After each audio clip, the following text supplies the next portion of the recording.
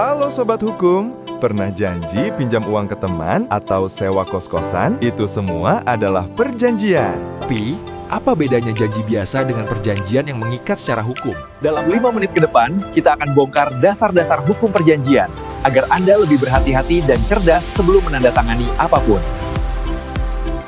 Semoga betah di sini. Iya, makasih kembali. Inti dari kekuatan perjanjian ada di pasal 1320 Kitab Undang-Undang Hukum Perdata atau KUH Perdata. Pasal ini menetapkan 4 syarat wajib agar sebuah perjanjian sah di mata hukum. Syarat pertama, kesepakatan para pihak. Ini artinya, kedua belah pihak harus menyetujui isi perjanjian secara bebas, tanpa ada paksaan, penipuan, atau kehilafan. Kehendaknya harus murni. Syarat kedua, cakap hukum atau legal capacity.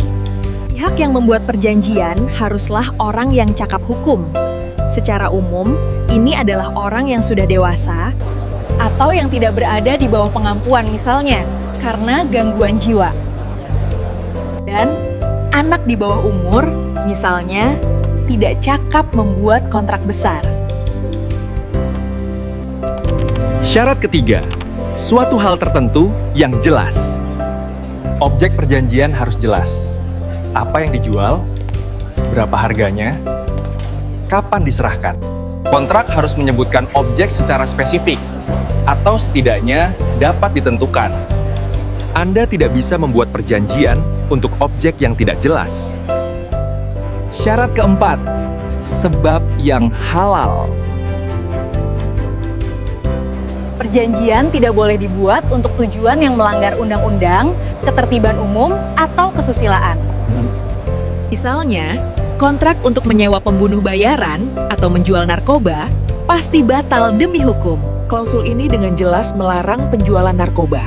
Ya, dan jika dilanggar, perjanjian ini batal demi hukum. Perlu Anda tahu, kita menganut asas kebebasan berkontrak. Artinya, Anda bebas membuat perjanjian apapun, dengan siapapun, dan dengan klausul apapun, selama 4 syarat sah tadi terpenuhi. Sekarang, mari bicara konsekuensi. Ketika 4 syarat sah tadi terpenuhi, perjanjian Anda sudah sah. Ini membawa kita ke salah satu asas terpenting dalam hukum kontrak. Pacta sunt servanda. Asas ini secara harfiah berarti, perjanjian adalah undang-undang bagi para pihak yang membuatnya. Begitu Anda menandatangani atau menyepakati perjanjian yang sah, Anda terikat. Anda wajib melaksanakannya dengan itikat baik. Lantas, apa yang terjadi jika salah satu pihak melanggar janji? Itu disebut wan prestasi. Pihak yang dirugikan karena wan prestasi berhak menuntut. Tuntutannya bisa berupa ganti rugi yang meliputi biaya kerugian, bunga yang timbul, hingga pembatalan perjanjian. Ini adalah risiko hukum yang nyata. Untuk menutup, ini 3 tips praktis agar Anda aman dalam membuat atau menyepakati perjanjian. Pertama, bukti tertulis itu penting. Meskipun perjanjian lisan sah, perjanjian tertulis jauh lebih mudah dibuktikan di pengadilan. Selalu minta salinan. Kedua, baca teliti, jangan terburu-buru. Jangan pernah tanda tangan dokumen yang tidak Anda mengerti. Dan perhatikan baik-baik klausula tentang jangka waktu, pembayaran, dan penyelesaian sengketa. Ketiga, tanyakan ahlinya. Jika perjanjian menyangkut nilai besar atau rumit, jangan ragu berkonsultasi dengan notaris atau pengacara sebelum Anda menandatanganinya. Lebih baik mencegah daripada mengobati. Ingat, sebuah janji akan menjadi undang-undang begitu ia memenuhi 4 syarat sah pasal 1320 KUH Perdata.